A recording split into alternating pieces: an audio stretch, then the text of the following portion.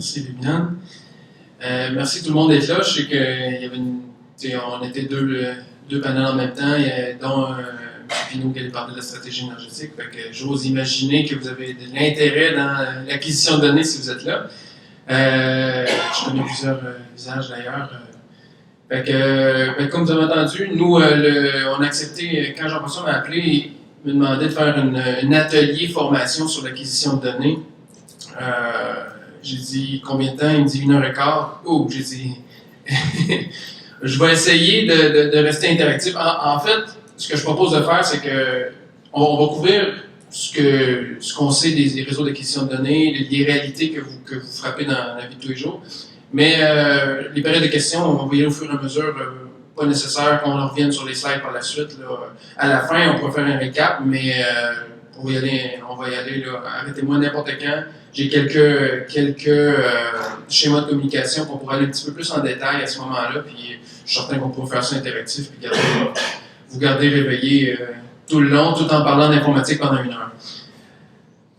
Le plan de présentation que je vous propose, comme je vous disais, c'est informel, mais pour nous donner un fil conducteur, je vais vous présenter vite l'historique de notre entreprise, de Groupe Omega, qu'est-ce qu'on fait. Pas pour faire un pitch de vente nécessairement, mais pour vous expliquer c'est quoi notre background, comment on adapte les réseaux de communication. Fait que pas nécessairement dans la partie analyse et algorithme, mais plutôt dans la partie backbone, le côté intégration des réseaux, facilité de maintenance, puis vraiment la partie backbone, comme je disais. Je vais décrire nos services, je vais décrire c'est quoi nos principales réalisations dans le domaine de l'énergie, ce qui nous touche ici aujourd'hui. Après ça, je vais regarder c'est quoi les obligations des producteurs, que ce soit un producteur éolien, un producteur de biogaz, ou c'est quoi les obligations en termes de centralisation des données. Puis après ça, c'est quoi ses intérêts pour avoir une meilleure optimisation de son procédé. Ensuite, on va regarder ensemble, c'est plus le cœur de la présentation au niveau des schémas typiques d'acquisition et de contrôle de données. Là, on va passer un petit peu plus de temps sur comment on peut s'y prendre, c'est quoi les variantes d'un procédé à l'autre. Et puis, on va traiter les données en détail. Je vais donner quelques exemples de cas pour que vous ayez une idée de ça représente combien en termes de données, en termes de fréquence d'acquisition, en termes d'archivage. Et puis, quel défi ça représente de parler de Big Data. En fait, ce que j'ai sauté tantôt, Jean-François, qui m'avait appelé, il me dit « Martin, tout le monde parle de Big Data. » Fait qu'en fait, j'aimerais que tu fasses une présentation sur Big Data, mais nous, on va conclure en disant tout ce qu'on vient de dire, c'est du Big Data, puis par où que ça passe. Fait que, c'est quoi les défis? Qu'est-ce que ça représente? C'est quoi que vous frappez dans votre vie de tous les jours, les réalités de toute cette quantité de données-là. Si vous êtes d'accord, on va aller comme ça, comme je vous dis, arrêtez-moi n'importe quand. Le groupe Omega, vite, c'est une entreprise qui a près de 34 ans bientôt. On a été fondé en 1982 à la base d'un entrepreneur électricien qui assez vite s'est diversifié dans le côté mécanique de procédés, automatisation. On a été un des pionniers dans le domaine éolien. D'ailleurs, le fondateur du groupe Omega était le fondateur du technocentre éolien, Évangéliste Bordage. On a fait des campagnes de mesure de vent avec des modes d'acquisition de données. On a travaillé fort sur la télémétrie. Fait que la partie MOM météo, c'était beaucoup à l'origine par rapport à la télémétrie. Par la suite, on est allé vers le domaine manufacturier. On s'est séparé de cette division-là en 2007, le domaine manufacturier de taux météo. Puis à ce même moment-là, il y avait un changement par rapport au service. On a créé le département d'automatisation et d'informatique industrielle. Puis récemment, je vais le couvrir à la fin, notre dernier bébé, c'est un centre de contrôle pour les propriétaires qui ont pas assez d'actifs pour avoir leur propre centre de contrôle. On a créé un centre de contrôle, un service externe de centre de contrôle. Qu'est-ce qu'on fait en automatisation? En fait, le mot magique, c'est le SCADA. Mais SCADA, le terme, c'est Supervisory Control and Data Acquisition. Ça représente finalement tous les sensors à partir du procédé jusqu'à le contrôle. Fait on fait des intégrations de systèmes SCADA. On n'a pas notre propre SCADA, on est des intégrateurs, on travaille avec des solutions qui existent déjà. On travaille avec tout ce qui a rapport à l'informatique industrielle, les réseaux de données, la sécurité informatique, comment les opérateurs ont accès, comment on fait des panneaux de contrôle sur mesure. Fait grosso modo, tout ce qui est autour de l'automatisation sur des projets. L'éolien a pris beaucoup de place dans les dernières années parce qu'il y a eu beaucoup de projets éoliens. On est une équipe d'une 50aine de personnes. Ça nous a occupé beaucoup, mais on fait aussi autre chose. Grosso modo, dans nos réalisations, on a fait une trentaine de projets SCADA en éolien, des projets complets.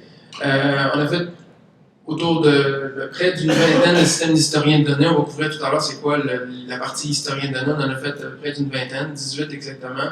On est actif sur 45 projets éoliens. On a fait le décompte pour la présentation. 45 projets éoliens présentement à supporter l'opération et maintenance.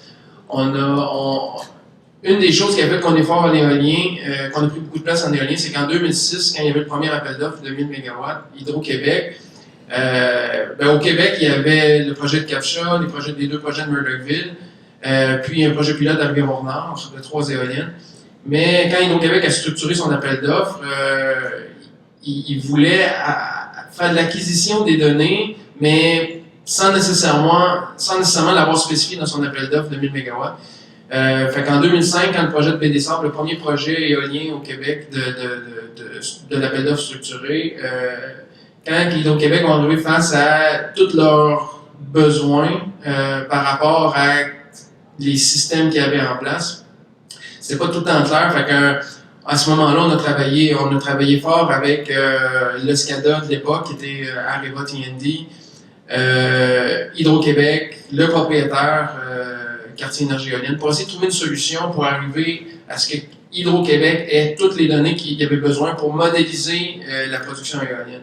C'est-à-dire bien comprendre la gestion de son réseau, ça va être quoi l'apport éolien en prévision. Puis, on a participé pendant un an très intense là, avec le groupe pour monter une solution. La solution que vous connaissez probablement là, sur les parcs éoliens présentement, qui arrive avec une passerelle de communication Cooper Power Systems. Je vais couvrir tout à l'heure c'est quoi les obligations. Celle de Cooper, c'est celle qui est partout, mais il existe d'autres solutions aussi.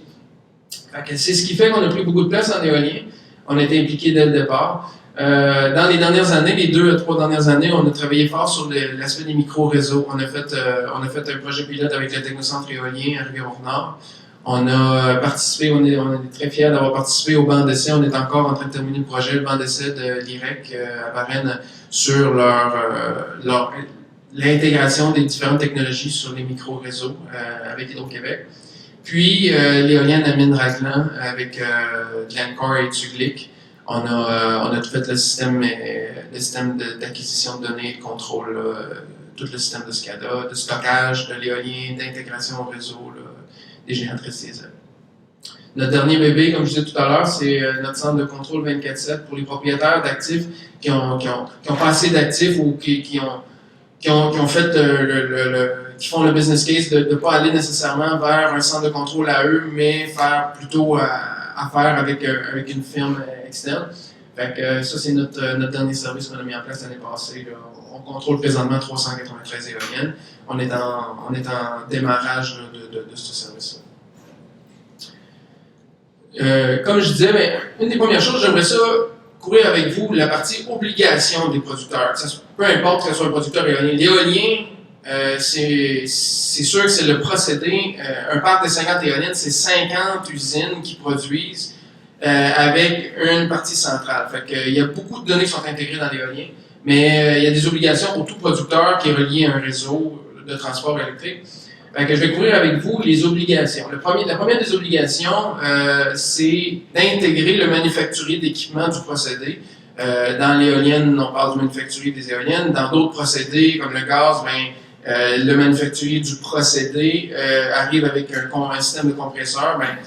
Les manufacturiers ont leurs obligations, puis pour supporter pendant la mise en service, pendant la période de garantie, une des obligations, c'est d'avoir un accès à distance à ce procédé-là ou à ce SCADA-là qui est sur place. La deuxième obligation, c'est pour un producteur privé, d'avoir un lien de télécommunication pour son système de mesurage, de facturation. Le troisième, c'est s'il est relié à un réseau électrique, d'avoir une intégration pour la téléprotection. Puis, la quatrième obligation, c'est que le lien de transmission de données soit fait avec le transporteur. Fait que, en mots clairs, si on parle d'Hydro-Québec, par exemple, qu'on est relié à Transénergie, Ben, Hydro-Québec Télécom fait son lien pour aller chercher le mesurage, la téléprotection, puis la transmission de données pour sa gestion du réseau. C'est-à-dire c'est quoi l'apport en temps réel d'un parc éolien, puis pouvoir faire sa gestion du réseau là, et modéliser, ça va être quoi l'apport selon la prévision qu'il va faire demain matin. Ça, c'est des obligations pour un producteur. Partant de là, pourquoi on en est venu à avoir on va voir tout à l'heure la quantité des dizaines de milliers de données à la seconde qu'on stocke dans 3 à 4 bases de données différentes, qu'on fait des archives de tout ça, c'est pour des intérêts, des intérêts pour optimiser les processus, optimiser les procédés, maximiser les revenus ou les rendements des machines. Mais on parle ici d'un intérêt. Fait que l'obligation de base, c'est vraiment les systèmes d'acquisition et les transporteurs. Par la suite, pourquoi le SCADA d'un poste, pour ceux qui sont dans les opérations, le SCADA d'un poste, c'est pratiquement indispensable maintenant, mais c'est pas une obligation ni de la part d'Hydro-Québec, il existe des manettes encore pour opérer des sectionneurs. Mis à part un bémol qu'on vous verra tout à l'heure, qui est pendant l'obligation de transmission de données pour la gestion du réseau, si on perd la communication, ben dans les contrats de vente d'électricité ou d'achat d'électricité, il y a une partie que si on perd les données, il faut remettre à Hydro-Québec pour les projets au Québec, mais c'est la même chose avec Hydro One ou BC Hydro ou en Ontario. Si pendant la période où on perd de communication, si on a assez de visibilité pour permettre de produire, là il faut avoir des moyens en place pour transmettre les données à des fréquences définies. Fait que là, le SCADA du poste peut entrer en jeu, mais c'est pas une obligation d'avoir un SCADA de poste. C'est pas une obligation de l'avoir en redondance. C'est pas une obligation de centraliser des données vers un historien de données externe. Par contre, comme je disais, puis là, c'est pas là que ma présentation va être plus sur le côté informatique et non sur les bienfaits des analyses de données et des algorithmes, mais il y a plein d'avantages à centraliser des données dans un centre de contrôle ou dans une base de données hébergée à l'extérieur. Et par la suite, les accès à distance. C'est pas non plus une obligation que les opérateurs ont accès à leur SCADA à distance. En fait, même, ça devient une faille de cybersécurité, on en parlera tout à l'heure. Mais tous les projets éoliens ont un accès à distance, autant pour les opérateurs, les gestionnaires de différents niveaux, des opérations, les gestionnaires d'actifs et les gestionnaires pour suivre leur rendement. Si je vais, puis à ce moment-là, si vous avez des questions, là, c'est au moment que, habituellement, avec mes clients, qu'on couvre, souvent on a des questions, mais la partie obligation de la norme d'Hydro-Québec, en fait, par rapport à l'éolien, c'est la norme de HQ 230-01 qui a été écrite en 2006, comme je disais, avec le parc de Baie-des-Sables. Fait que cette spécification-là, c'est celle de l'éolienne, c'est celle que je prends en exemple, mais si vous avez des questions par rapport à l'hydroélectricité, on pourra le couvrir ensemble. Mais par rapport à l'éolien, la spécification est beaucoup plus corsée parce que il y a beaucoup de données, puis il faut bâtir une prévision chez Hydro-Québec pour que production et distribution puissent connaître l'apport en éolien qu'ils vont avoir parallèlement. Mais c'est la même chose dans une centrale hydroélectrique à différents niveaux, mais pour la gestion du réseau, Transénergie va demander une certaine quantité de données. Mais si je reviens à l'éolien, la norme HQ 230-01 qui est intégrée dans les appels d'offres depuis 2003 dans le premier appel d'offres, mais elle s'est définie pendant l'appel d'offres de 1000 MW. Il y a des besoins de Transénergie pour le réseau de transport, des besoins de production, des besoins de distribution. À quoi ça sert ces données-là? Ça sert principalement à l'exploitation du réseau de transport et de distribution, puis à la gestion et à la prévision de l'éolien. Yes. La spécification, es-tu conforme à NERC ou est-ce que ça va prendre une modification à l'aspect quand NERC arrive au Québec? En fait, la spécification est par rapport vraiment aux données. Fait que là, après ça, de venir mettre une couche que comment on fait ça, que ça soit NERC compliant ou reliability compliant, parce que NERC, c'est plus les normes qui vont être mises en place par la régie, même ici au Québec. Fait que pour répondre à ta question, la spécification, elle aborde c'est quoi les besoins en termes d'acquisition de données, puis après ça, comment y arriver, là, c'est d'appliquer les principes des normes de fiabilité par la suite. Fait que non, la spécification ne touche pas à l'aspect comment on s'y prend.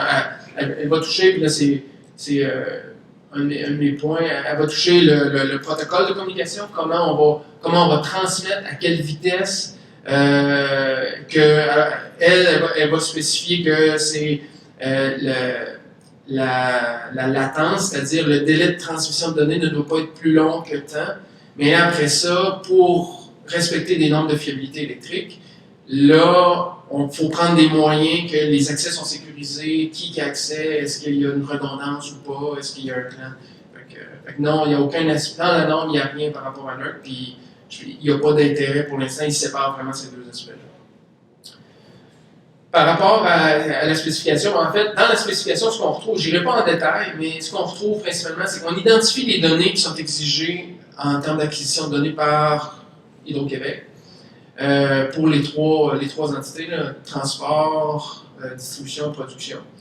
On définit le format, la période d'échantillonnage, la bande morte, les algorithmes de calcul, c'est-à-dire que si on va chercher une donnée du manufacturier, si c'est une éolienne GE, Hydro-Québec va le voir dans tel format, mais si c'est une éolienne Vestas ou Siemens ou Enercon, Senvion, c'est au producteur à faire l'algorithme pour que ça soit dans le même format transmis à Hydro-Québec.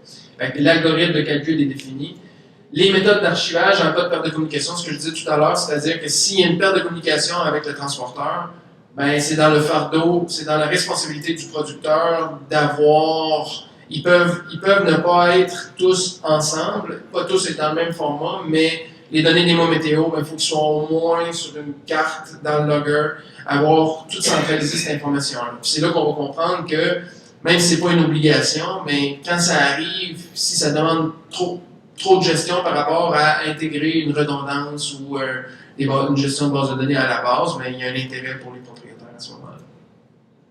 La norme définit le protocole, on parle dans ce cas-ci, c'est encore comme ça depuis une dizaine d'années, le DNP3, version 2, de façon non sollicitée. C'est-à-dire que quand il se présente un événement sur le site, l'événement est envoyé au maître, qui est au Québec, au master.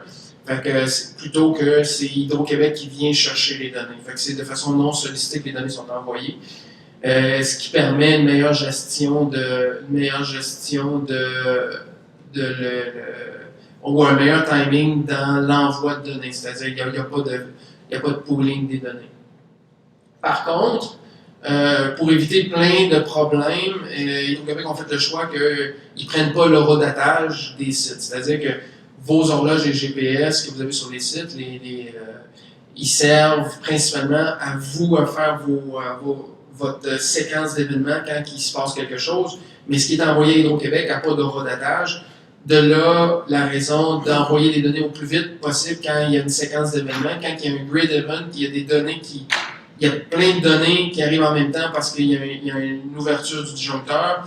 Il n'y a pas de timestamp qui est envoyé à Hydro-Québec. Hydro-Québec, c'est pour ça qu'ils exigent d'avoir moins de 900 millisecondes la transmission de données pour qu'eux peuvent faire la séquence. Et pourquoi ils font ça? C'est parce que vous avez les gens sont des producteurs privés, puis il ne suffit pas nécessairement à la gestion de votre serveur d'horloge par rapport à l'Atlas qu'ils pourraient avoir sur l'antenne, par rapport au drift qu'ils pourraient avoir, ou par rapport à leur avancée de l'Est. Et puis, finalement, ils ne spécifient pas nécessairement dans l'exigence, mais pour arriver à faire tout ce qu'on dit là, la solution, c'est de mettre un concentrateur de données. Celui qui est utilisé au Québec, c'est celui qui est sur 100% des projets éoliens et même des nouveaux projets de producteurs privés, c'est le SMP de Cooper Power Systems. Mais, grosso modo, ce qui est spécifié dans la norme, c'est que tout nouveau, si on respecte toutes les spécifications, toute nouvelle solution doit passer par les essais laboratoires d'Hydro-Québec. Une nouvelle solution pourrait être implantée. Il pourrait avoir un nouveau concentrateur de données ou même que l'ordinateur SCADA pourrait lui-même traiter le bon protocole avec les bonnes fréquences puis transmettre. Mais là, il faudrait aller en laboratoire chez Hydro-Québec pour justifier que cette solution-là fonctionne. De là, le choix des producteurs de toujours aller vers la solution qui a été prouvée depuis 2006, qui est le système de Cooper, la passerelle de SMP de Cooper Power Systems. Là, ce que je propose, c'est qu'on fait le tour vite des schémas typiques d'acquisition de données. Que ce soit, et je commence de façon générale un procédé, peu importe que ce soit un procédé éolien, un procédé de production, un procédé de manufacturier. Une des premières choses, c'est qu'il y a un procédé même. Il y a, pour arriver à faire ta production, ben, il y a des automates programmables. Il y a des Remote Terminal Units qui font des acquisitions et du contrôle du procédé. Et grosso modo, plein d'unités, des dispositifs électroniques intelligents pour arriver à prendre des décisions autour du procédé. Ça, c'est le premier niveau de contrôle autour du procédé. À ce niveau-là, c'est des algorithmes de contrôle automatisés avec des consignes que les opérateurs peuvent venir mettre à travers des interfaces SCADA, ou même, dans quelques cas, il y a des interfaces programmables qui sont au niveau du procédé. On s'approche du procédé, puis on rentre les consignes au premier niveau du procédé. Par la suite, on recule au deuxième niveau, qui est le côté opération sur le site. Les serveurs SCADA, les interfaces personne-machine, les bases de données locales et les concentrateurs. Peu importe le procédé, on est autour de ça. Puis je vais aller tout à l'heure vers les procédés en énergie avec plus de détails. Ensuite, on a une connexion à Internet, puis ou à un niveau local sur le site, c'est-à-dire un deuxième bâtiment à travers un réseau privé. Là, on peut avoir des serveurs d'opération et maintenance, des serveurs d'email, des accès locaux à Internet, des outils d'administration, des outils de gestion des actifs, des accès à distance, tout ça. Grosso modo, c'est la façon générale de voir tout procédé. Puis ici, si on a plus d'un procédé pour un groupe de gestion, cette portion ici, il peut en avoir quelques-uns, plus d'un procédé sur un même site, c'est-à-dire un procédé qui pourrait être autour de la partie chimique d'un traitement versus la partie mécanique d'amener du procédé brut à un procédé de traitement par la suite. Si on va par la suite, on le met en termes de réseautique, qui est un petit peu plus facile à comprendre à ce moment-là. Souvent, puis là, il peut exister quelques variantes, c'est-à-dire que le bâtiment des opérations est plus près d'un réseau de télécommunications, fait que là, le réseau de télécommunications va rentrer par un site ou par l'autre. Il peut y avoir quelques variantes, mais de façon générale, on a un accès Internet, un accès à distance, pour rentrer sur un site de production. Sur le site de production, on vient fournir les services du fournisseur de services Internet. On vient protéger par un pare-feu, un firewall. On distribue les données. À partir de ce moment-là, un commutateur pour aller interconnecter les différents systèmes. Il peut y avoir aussi de la communication sans fil. Puis, ce commutateur-là peut avoir un accès à distance vers un autre bâtiment qui est sur le même site, qui, lui, est autour du contrôle du procédé. Au contrôle du procédé, on a des utilisateurs, de la téléphonie pour les télécommunications sur le site, et la partie sécurisée du contrôle du procédé. Si, dans ce cas-ci, si on n'est pas de façon standard, s'il y a 3 procédés, bien, il y a 3 réseaux privés virtuels pour contrôler les procédés. Les 3 sont sur des réseaux virtuels séparés pour arriver à contrôler chacun des procédés. Est-ce que vous avez des questions par rapport à la disposition des données? Oui? Procédé, ça veut dire quoi? Éolienne? Oui, ben, ma prochaine diapositive est exactement dans ce sens-là. Mais oui, un procédé, comme je disais, ben, là, je le vulgarise vers quelque chose qui n'est pas de l'énergie, parce que ma présentation est autour de l'énergie, mais un procédé pourrait être que dans un centre de recyclage, là, il y a des convoyeurs, des pesées, des crocheurs pour emmener le matériel brut vers un procédé chimique de recyclage. Fait que le premier des procédés est la partie concassage, l'amener, ou en biomasse, c'est la même chose, l'amener d'un matériel. Par la suite, il y a le procédé même de la biomasse, par exemple, qui là est produire de la vapeur ou produire. Fait que ça, c'est un deuxième procédé. Puis les deux sont très différents. Dans le premier cas, il y a de la mécanique avec des convoyeurs, des crocheurs. Dans le deuxième, on est beaucoup plus dans la chaleur ou l'énergie. Fait que c'est pour ça que je les séparais. Mais par contre, c'est les mêmes opérateurs. C'est les mêmes opérateurs qui font le contrôle. Les deux procédés, il faut faire une corrélation quand on veut suivre la performance de ton site, de ton actif. Fait que, puis ici, ben, en effet, oui. C'est OK, ouais, ben là, on dirait que ça répond à une question de deuxième slide, mais la passerelle est où là-dedans? Oui, la passerelle, là, je l'identifie, mais en fait, dans un procédé, une passerelle, à quoi ça sert? C'est vraiment en temps réel. Si les données ne sont pas dans le format voulu, puis qu'on veut apporter ça dans un autre format, la passerelle est vraiment là pour ça. C'est que pour faciliter l'intégration d'une technologie avec une autre.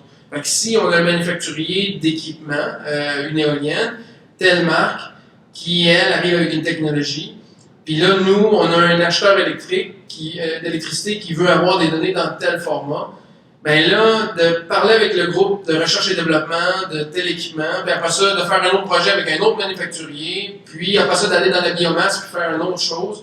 La passerelle, elle sert, elle, à travers une interface connue, un environnement connu, aller chercher dans un protocole de communication, dans un format spécifique, transférer ça en temps réel, puis emmener ça dans un format désiré. Fait que si, là, vous le voyez là, sur la slide, mais dans ce cas-ci, la passerelle pourrait simplement être que pour les outils de gestion d'un site, on a 3 procédés avec 3 protocoles de communication différents, puis on veut emmener ça dans un historien de données pour suivre la performance d'un actif.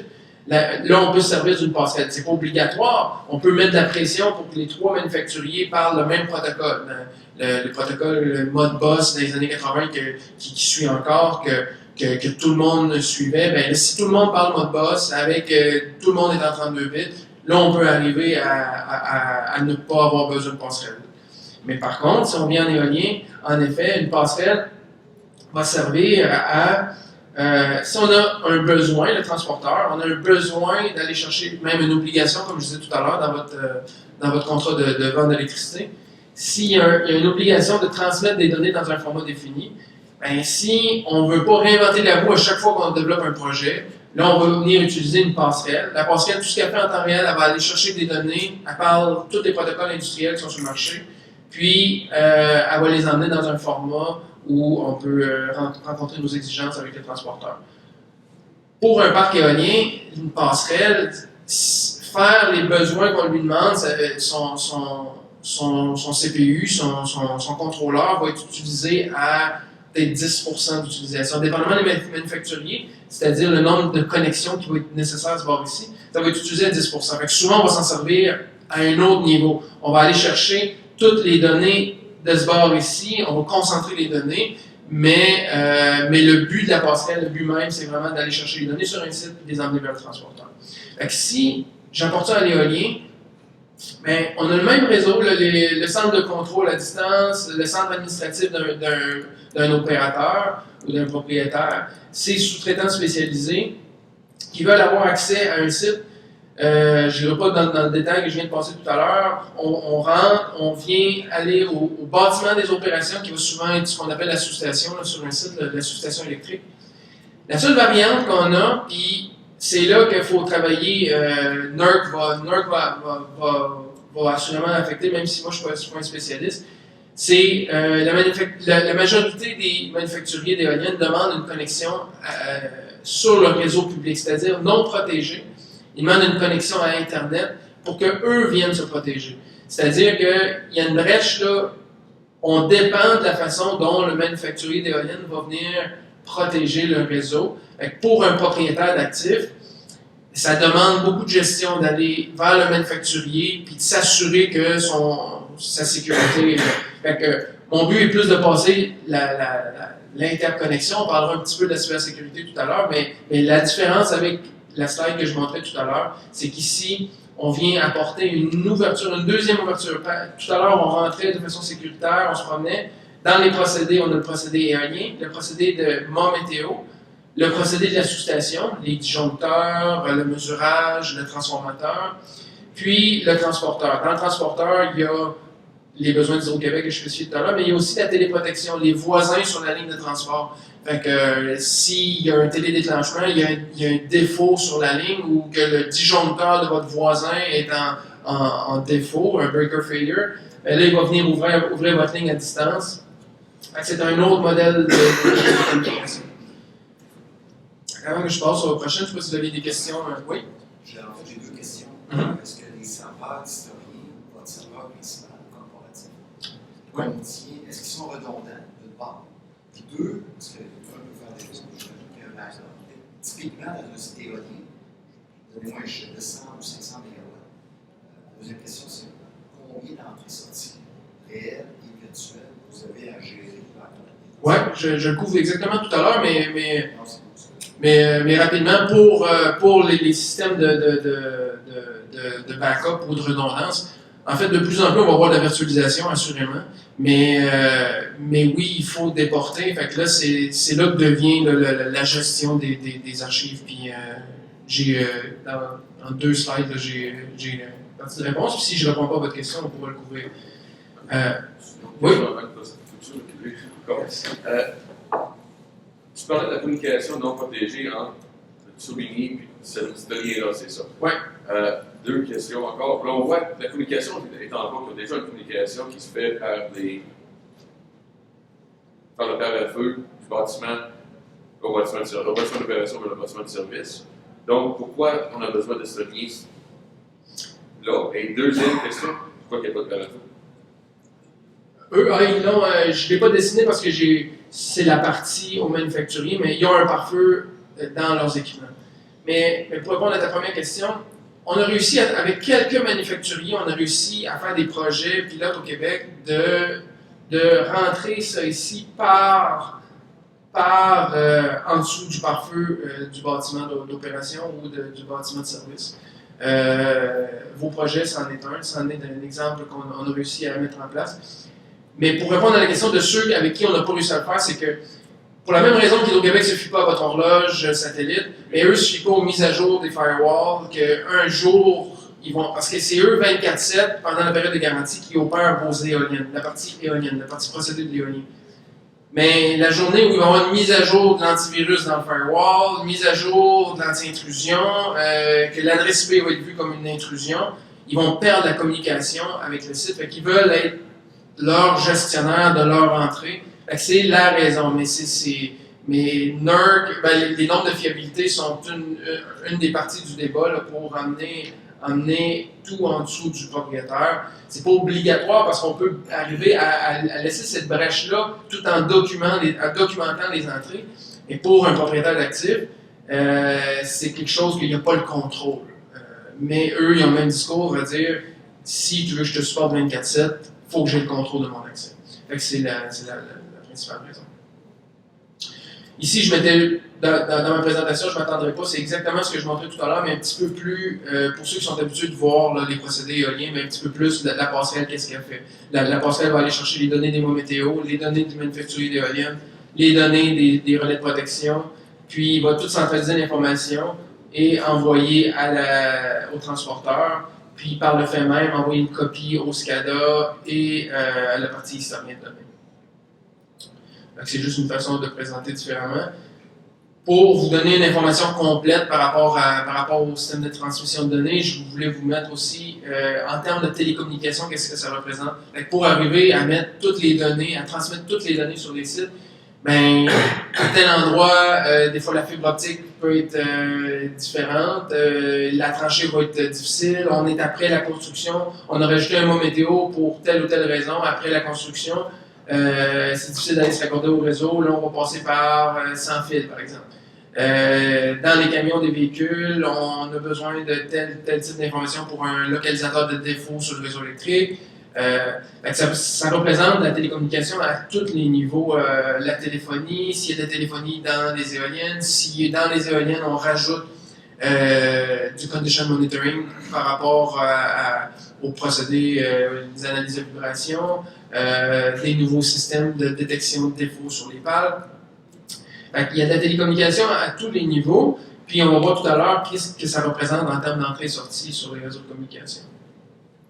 Avant de voir la quantité, juste définir rapidement, puis de façon très sommaire, là, quelle sorte de données. Sur un procédé, ben, une des premières choses, il y a des mesures, des mesures analogiques des données qu'on vient lire, une vitesse de rotation, une température. Il y a des points de consigne sur le pitch d'une pale, ou on a cette donnée-là en temps réel près du procédé. On le décentralise aussi, ou on le centralise plutôt, on l'emmène à distance, c'est-à-dire à la sous-station électrique, on emmène la même donnée. Ça veut dire à partir d'un bureau ou d'une sous-station, on vient avoir accès à l'ensemble des éoliennes ou l'ensemble des procédés en temps réel. Par la suite, ben, on archive ces données-là, on vient mettre ça dans des bases de données. On vient aussi créer des points d'alarme puis des événements, c'est-à-dire que s'il y a une ouverture de disjoncteur, il y a un état ouvert ou fermé. Il y a une alarme que si un des points de mesure a atteint le niveau d'alarme, on vient enregistrer l'événement qui s'appelle alarme. En temps réel, on les transmet aux opérateurs. En archive, on vient stocker pour être capable de recréer des événements. Et tous les autres systèmes d'acquisition de données, la téléphonie, l'Internet, les courriels, les logiciels de gestion d'actifs, les logiciels d'administration, les procédures, les mises à jour de firmware que vous avez sur des sites. Ça représente beaucoup de données. Puis, ces données-là s'en vont à des automates. En fait, les automates les lisent, mais ils font aussi des boucles d'asservissement pour aller contrôler le procédé. Ça s'en va au SCADA, le SCADA des éoliennes ou de la sous-station, l'enregistreur des météo, le transporteur, les historiens de données et les logiciels de gestion. Arrêtez-moi si vous avez des questions. Comme je disais tout à l'heure, il y a 3 niveaux de contrôle de procédé. J'en rajoute un 4e par la suite, mais il y a 3 niveaux de contrôle d'un procédé. Le premier des niveaux, c'est vraiment le plus près du procédé. C'est toute la partie contrôle pour arriver à produire de l'électricité dans ce cas-ci. Dans ce cas-là, on parle de l'angle des pales, de la mesure de l'angle des pales et de la consigne de chacune des pales. Après ça, on va parler de la position de la nacelle dans le vent, la déviation de la girouette par rapport à la nacelle. Tout ça, au premier niveau, ce que ça représente, c'est un automate qui est dans la nacelle et qui vient recueillir ces points-là et emmener ces points de consigne. Les principaux intervenants qui vont avoir besoin de ce premier niveau de données-là, c'est les opérateurs et le personnel de maintenance. Le deuxième des niveaux que je parlais, c'est sur un même site, autour des opérations, d'avoir accès à partir d'un point central à l'information. Là, c'est là que le SCADA va venir en jeu. On va venir centraliser l'information de chacun des actifs pour arriver à prendre des décisions de groupe, c'est-à-dire si on veut produire tant de mégawatts à travers 70 actifs, 70 éoliennes, bien là, on envoie des points de consigne aux 70. On sait qu'il y en a une en maintenance, on envoie des points de consigne. Puis là, c'est le deuxième niveau, la partie gestion. Le troisième niveau, selon moi, c'est la supervision et le suivi de la performance. À partir de là, on vient une couche par la suite. On sert des historiens de données, on peut aussi servir des bases de données des SCADA du deuxième niveau. On prend du recul pour savoir dans telle situation, quel était l'environnement, puis comment on aurait pu mieux produire. S'il y a un événement, s'il y a un bris de l'équipement, ben quel était son comportement avant le bris et au jour zéro, avant de se mettre à produire. Le quatrième niveau, ce qu'on ne voit pas souvent, mais de plus en plus en industriel, dans le domaine corporatif de l'informatique, c'est beaucoup plus avancé par rapport à la supervision des actifs informatiques. Quand on parle de big data et de toute cette quantité d'informations-là, bien, tout ça transige à travers des commutateurs, des switches, des pare-feux, la communication sans fil, des fibres optiques. Puis, quand ça fait défaut, ben, on est aveugle sur le procédé, on voit plus une éolienne. Puis, quand ça arrive, souvent, c'est parce qu'il y a un élément perturbateur. Puis, c'est à ce moment-là que les conditions météo sont favorables à la production. Fait que à ce moment-là, ce que nous on propose, c'est de superviser les actifs informatiques aussi. C'est-à-dire que de savoir l'ordinateur, il est dans quel état, puis comment on peut faire une maintenance sur l'ordinateur ou sur un commutateur ou sur un garde-barrière, un pare-feu, un firewall. Comment on peut arriver à ce qu'il ne nous lâche pas au moment où on a besoin de lui. Comment on peut arriver où quand on a besoin, on engage un sous-traitant pour faire de l'analyse de performance, ben que notre historien de données, les données sont disponibles, puis il n'y a pas de trou dans les données pour ne pas payer un sous-traitant à faire des analyses avec des données qui n'existent pas, à faire de l'interpolation, puis d'avoir un degré de confiance finalement qui vaut pas la peine. Par rapport aux quantités d'entrée-sortie, c'est là que j'arrive. Mettons, si je prends un exemple, là, un exemple de 50 éoliennes là, qui finalement n'a aucun projet au Québec, là, que personne ne pourra se sentir visé. 50 éoliennes qui raccordaient un réseau de Transénergie.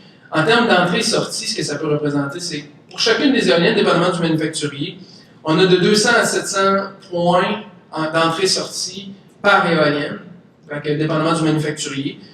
Ce qui peut représenter, si je multiplie par 50, de 10 000 à 35 000 points. Dans certains des cas, il y a une variation très lente. Dans d'autres cas, on va parler d'une variation rapide. Si on regarde l'angle d'attaque d'APAL, on va vouloir avoir une bonne résolution. Si on regarde la vibration d'un gearbox, on va vouloir avoir une haute résolution. Par contre, l'angle de la nacelle, la position de la nacelle, c'est beaucoup plus... on va mettre des bandes mortes plus grandes parce que c'est le procédé est beaucoup plus lent. Mais grosso modo, ça représente de 10 000 à 35 000 à des fréquences, à des périodes d'échantillonnage différentes. À la sous-station, la position d'un disjoncteur, le mesurage, on peut parler de plus ou moins 100 données, entrée-sortie.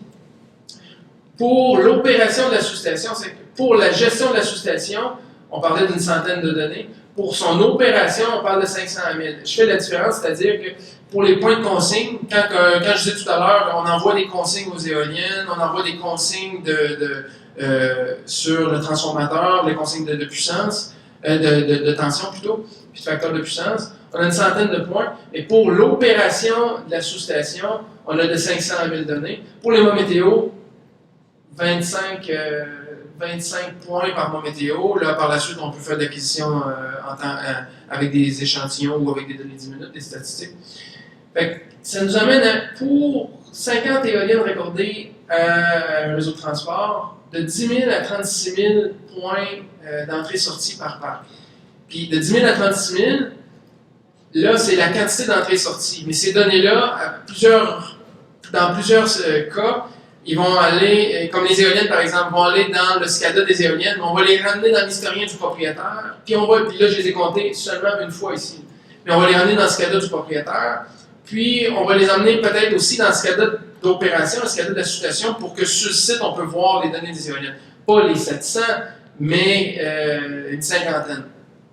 Fait que si on multiplie ça par le nombre de fois où se retrouvent les données, on parle ça peut aller jusqu'à 50 000 à 60 000 points d'entrée-sortie pour un parc de 50 éoliennes. Quand on parle de 150, oui, Jean?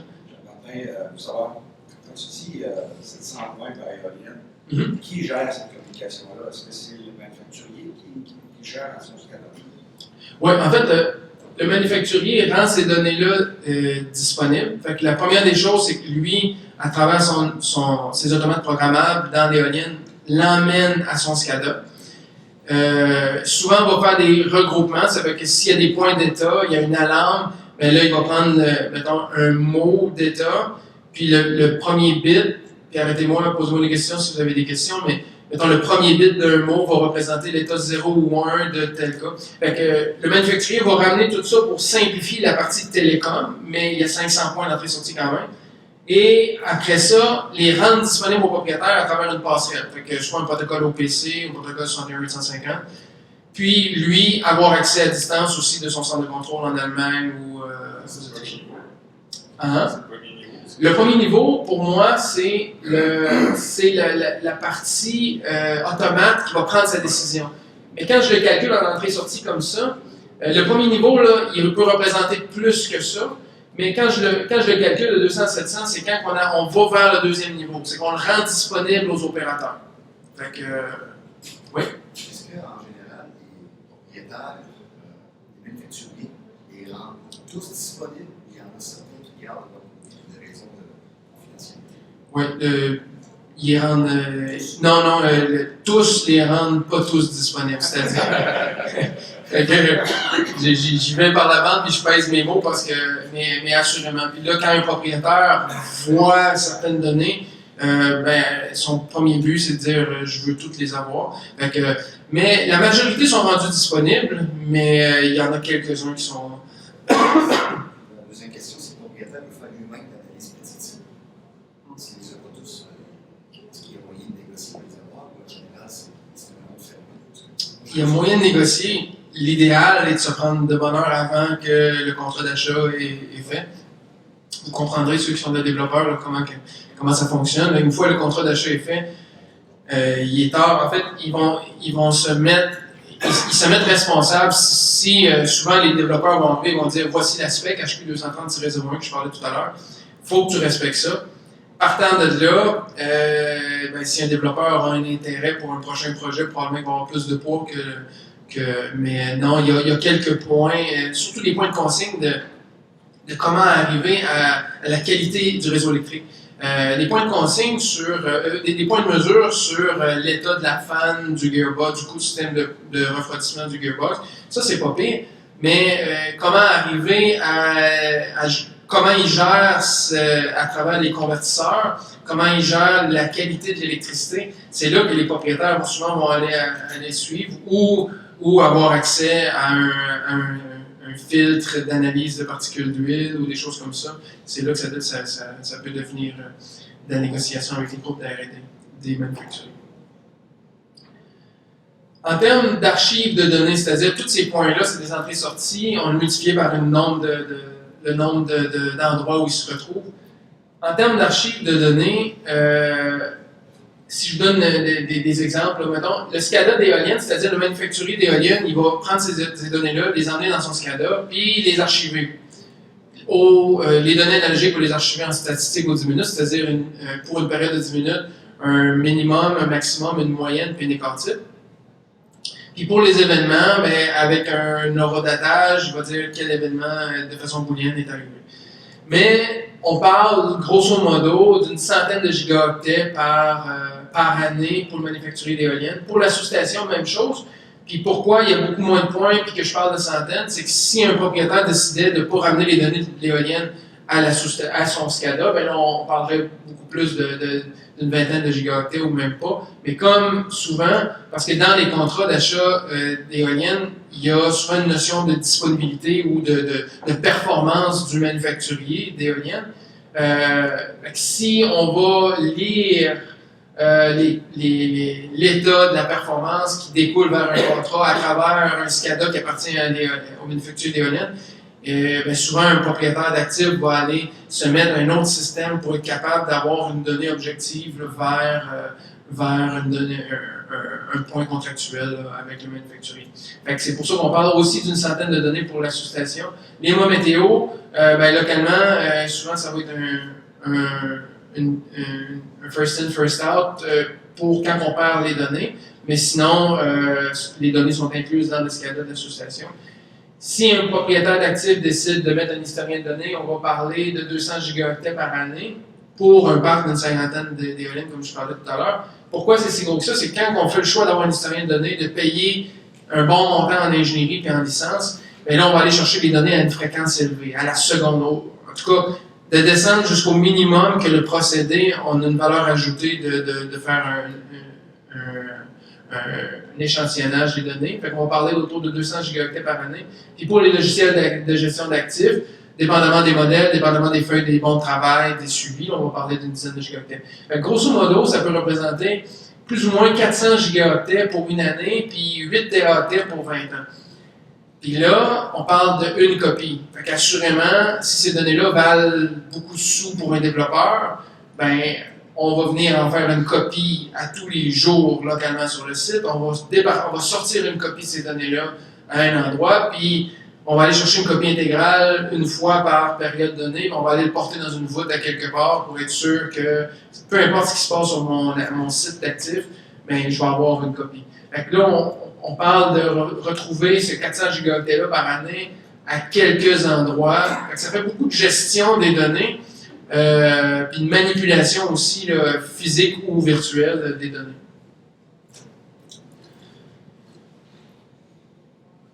Mon dernier point que je voulais vous montrer, vous parlez en fait, j'en parle vers la fin de ce que Jean-François me demandait de parler avec vous, mais ce que ça représente, c'est que toute cette information-là, cette quantité d'informations-là, c'est ce qu'on appelle le big data. Le big data, c'est pas un terme qui est applicable à quelque chose. C'est grosso modo, c'est l'ensemble des données qui sont gérées à travers par les nouvelles technologies, puis la masse de données que ça représente à gérer.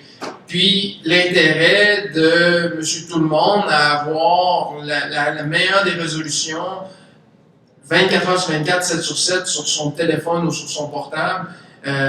Ça crée, la technologie le permet, mais ça crée ce qu'on appelle des quantités de big data, des quantités astronomiques de données.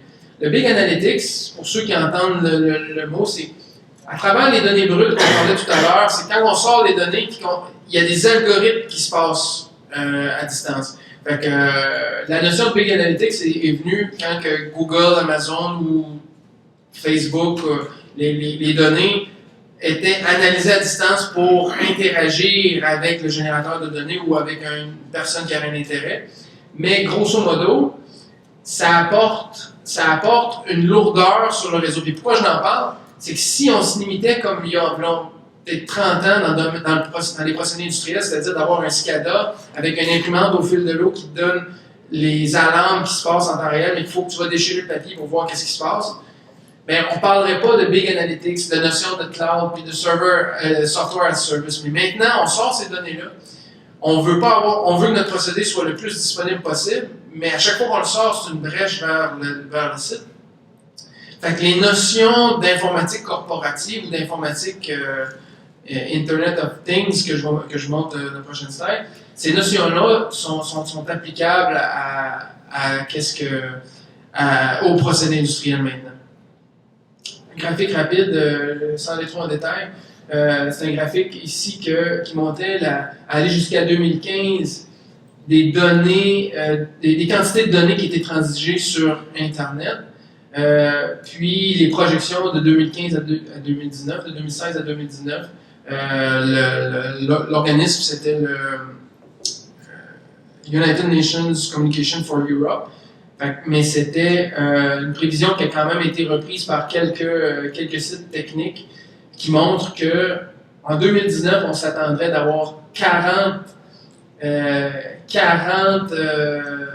zettabytes, c'est-à-dire 40 fois 1000 milliards d'octets qui transigent sur Internet. Fait qu'à chaque fois qu'on prend un procédé industriel sur lequel on veut avoir le maximum des opérations, ben on vient faire des collisions sur Internet, sur le réseau, avec 40 000 milliards de gigaoctets. Ça commence à faire des données. Le deuxième des défis, au-delà d'avoir des quantités astronomiques, c'est de bien concevoir les réseaux dès le départ. Peu importe le procédé, il y a beaucoup de sous qui sont mis en capitalisation au début d'un projet, beaucoup de mobilisation d'ingénierie, mais les technologies vont tellement vite qu'il faut penser au procédé jour 1. Comment on peut essayer de faire une prévision du médium de communication. Les terminaux à chaque bout, c'est tel que tel, on pourra les changer, quoiqu'à chaque fois il y a un business case à monter, mais surtout le réseau, le médium de communication, est-ce que ça va être le meilleur pour mon actif? Est-ce qu'il va pouvoir vieillir dans le temps? Fait, grosso modo, de penser dès le départ aux infrastructures, les interactions entre les différents systèmes. Quand on arrive sur un site qu'on va avoir de la téléphonie, on fait affaire avec un spécialiste en téléphonie IP, pas un spécialiste des éoliennes, un spécialiste en téléphonie IP. Lui, quand il débarque sur un site, il va mettre en place son système téléphonique de la meilleure de ses connaissances. Mais il est sur le même réseau que le condition monitoring que vous voulez faire sur un gearbox, ou il est sur le même réseau en fait. J'espère qu'il n'est pas sur le même réseau, mais il passe à travers les mêmes outils de télécom. Fait qu'il faut vraiment, oui, faire affaire avec des spécialistes, mais de prendre du recul pour qu'il y ait quelqu'un qui a les mêmes intérêts à gérer chaque projet qui a rapport aux données. Pour ne pas se ramasser à avoir une tempête de données à un moment ou puis quand il y a des tempêtes de données, des collisions des dizaines de milliers de données, c'est à ce moment-là que vous avez besoin des données. C'est parce qu'il y a un élément perturbateur, il y a une ouverture du réseau, puis c'est là qu'il faut remonter la chaîne pour savoir c'est qui a causé cet événement-là. Fait que c'est là que je dis qu'il faut vraiment considérer les interactions entre les différents systèmes. Puis, les critères à considérer, c'est la modularité, c'est-à-dire que quand on commence, comment on peut intégrer des nouvelles boîtes, la robustesse, la redondance, la facilité de gestion, puis la capacité de supporter des mises à niveau dans le futur. Je vais montrer un exemple ici, mais c'est un simple mot météo que, au fil du temps, le propriétaire s'en est servi pour faire sa campagne. Par la suite, le manufacturier est venu rajouter des points, puis comme ça ne respectait pas Hydro-Québec, on est venu mettre un autre kit, puis fait que ça donne un mode tubulaire habillé de la tête aux pieds.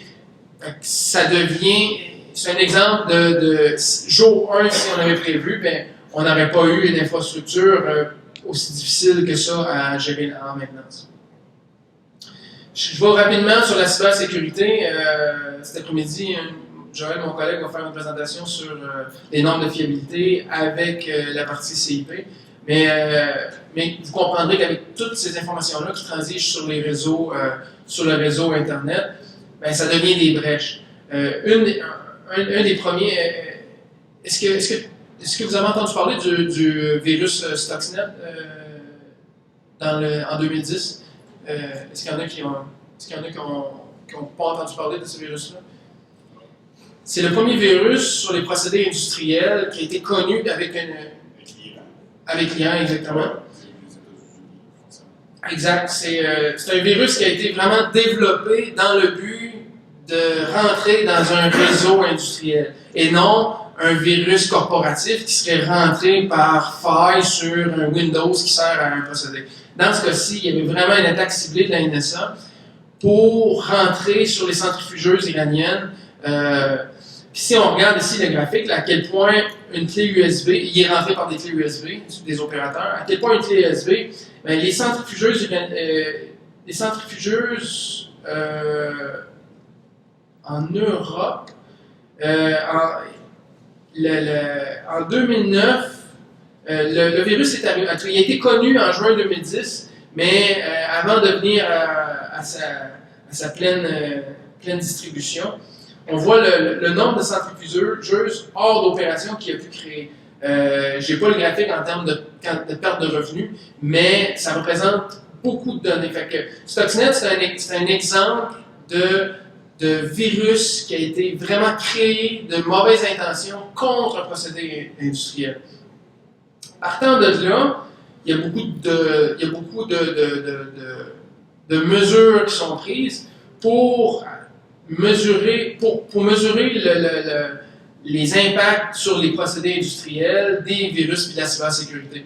Ici, on a le US Department of Homeland Security aux États-Unis en 2013. C'est une donnée qui vieillit, mais je trouvais qu'elle parlait beaucoup sur la partie industrielle. Du coup, avec les incidents qui ont été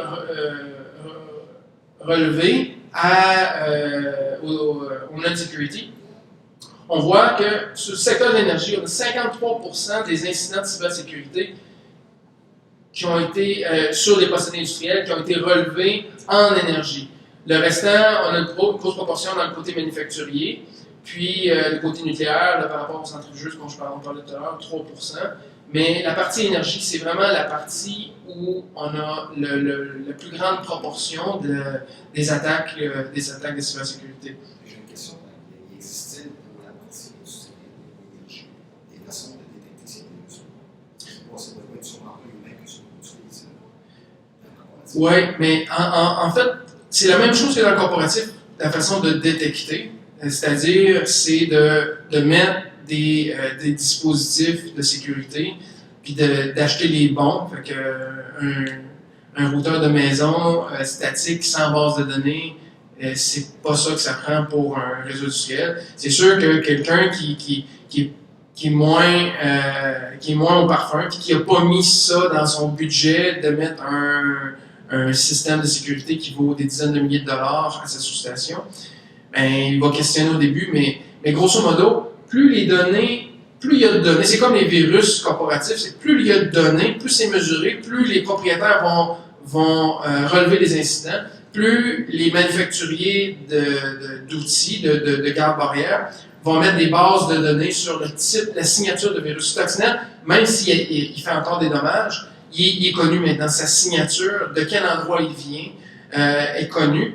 En mettant un garde-barrière sur le site, avec un manufacturier qui a une base de données, puis un réseau, une signature comme un antivirus d'ordinateur, la mise à jour qui se fait, c'est à travers les meilleurs.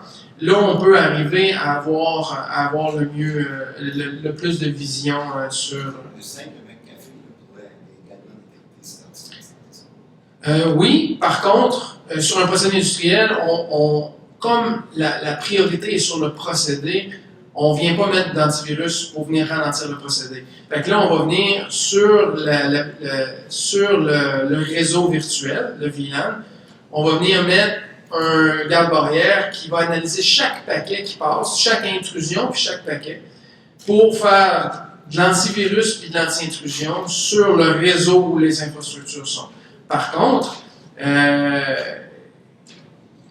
on a souvent ces questions-là avec nos clients.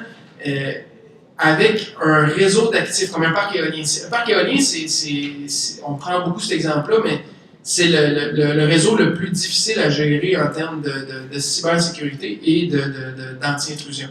Un mot météo, on va avoir un accès en temps réel. À chaque 5 secondes, on va avoir l'état de chacun des anémomètres. Mais pour ce faire, puis qu'on ne veut pas que la glace affecte trop la télécom, mais pour ce faire, on met une fibre optique avec un commutateur au pied du mât. Si on coupe le cadenas, puis qu'on rentre dans la switch, avec un ordinateur portable, on a accès au même réseau que l'éolienne. On est sur le réseau informatique de l'éolienne.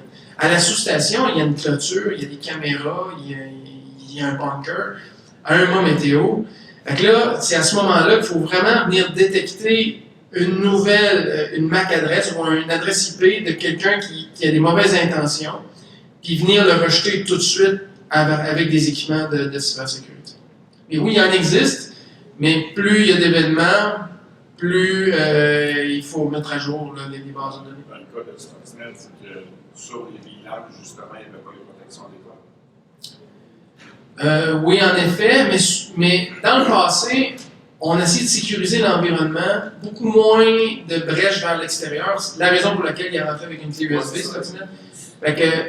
Puis pas d'antivirus. Fait qu'on venait avec des routeurs plus statique, c'est-à-dire là, un bon routeur, un bon firewall. Là, je ne dis pas que c'est le cas de toutes les centrifugeuses, mais on venait protéger de façon statique, analyser les paquets, mais venir contrôler le monde extérieur, le monde physique, là, les 6 dimensions du site, là, puis la 7e dimension virtuelle, moins la contrôler parce qu'il n'y avait pas d'accès.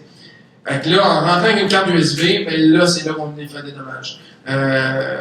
Mon collègue Joël me relevait que l'armée américaine, il y avait un virus qui avait été connu que pour rentrer, c'était tellement sécurisé que pour rentrer et avoir accès à quelques stratégies, c'est à travers des DVD, le réseau de distribution des DVD pour distraire les soldats qui écoutaient ça sur leur laptop robuste en aluminium.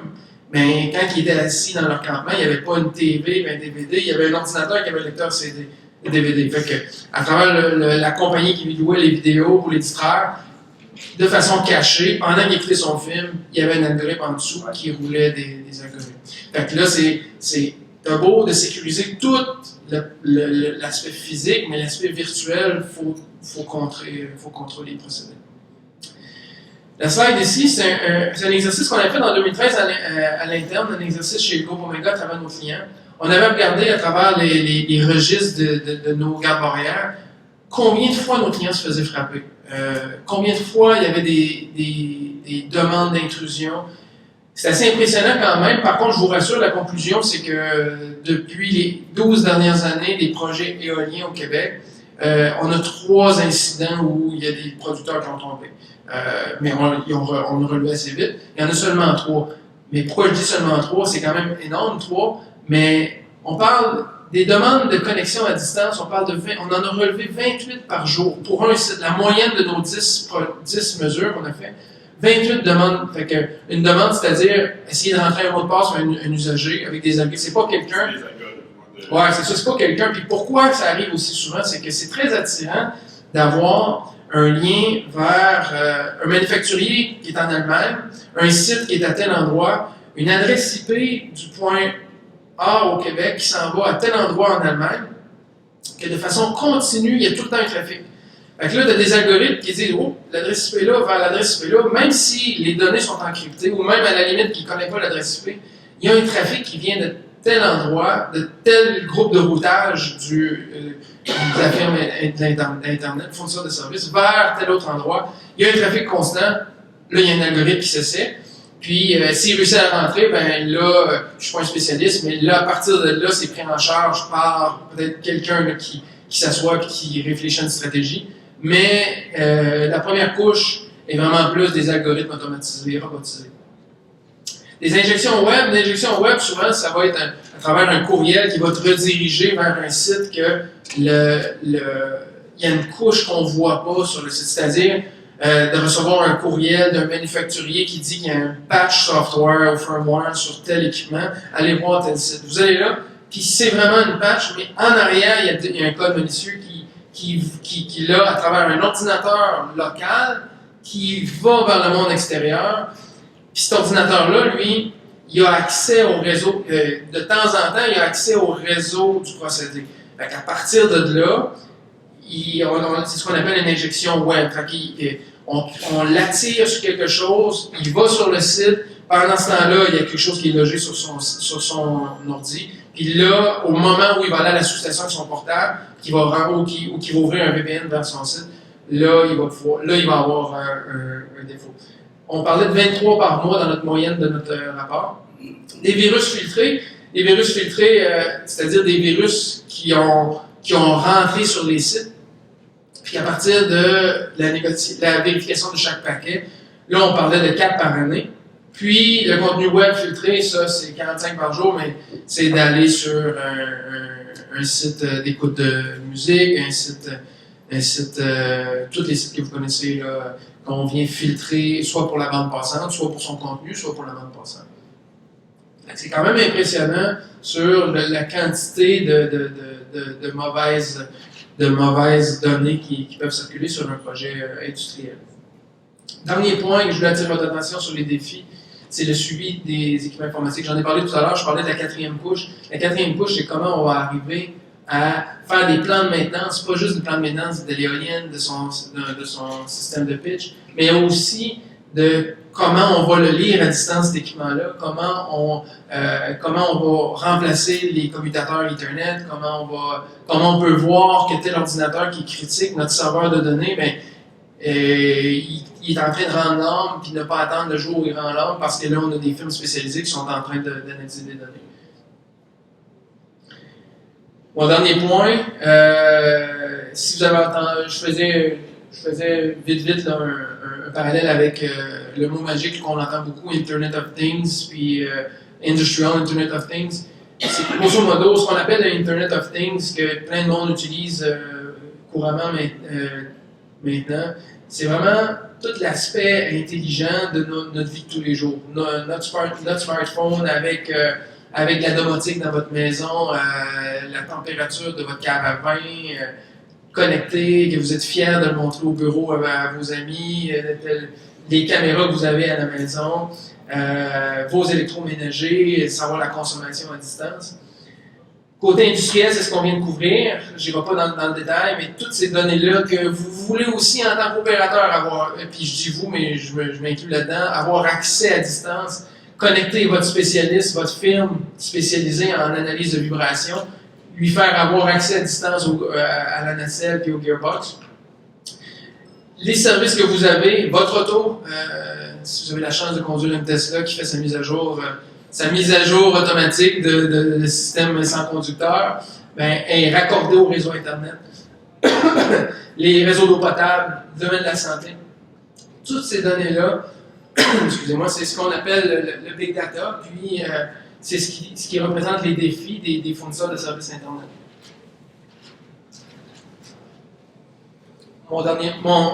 L'autre point de ma conclusion, on veut de plus en plus avoir accès, quand vos procédés sont en arrêt de production, le temps c'est de l'argent.